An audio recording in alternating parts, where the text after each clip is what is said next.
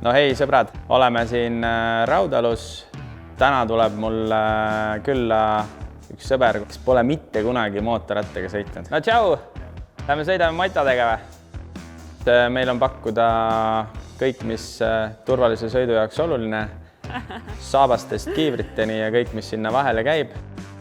Meie asukoht on väga hea. Garaaži uks lahti, värav lahti ja otse Männiku singlitesse vurama. Tahad keset päeva, tööpäeval teha niisuguse kerge paaritunnise löögastuse, tuled, võtad varustuse, riided, sõidad ära, tagasi tulles sauna, kerge spordijook ja tagasi tööle. Meil on matkajuhid, kes on kogenud, kes õpetavad sind sõitma. Alustame A-st ja B-st, et sidur-pidur kaas, ja liigume siis koos teiega kas või sinna kuhugi harjutusväljakule kaasa. Keera natuke gaasi.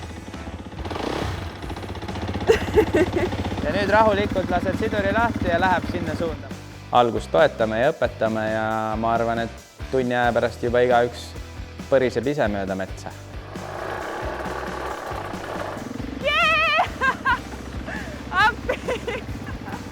Juhu, ma sain ise liikuma. Aga jah, kui mina sain hakkama, siis nagu väga suure tõenäosusega saad sina ka. Esimest korda tuled sõitma, siis natukene mõni paarkümmend minutit võtab aega ja siis saab koha pealt minema juba ja siis saab metsa sõitma. Ja pole midagi hullu. Jah, ja kui ise endasse ei usu, siis vähemalt need inimesed siin väga usuvad, nii et tasub tulla proovima, et võib-olla avastate enda jaoks hoopis mingi uue ägeda hobi.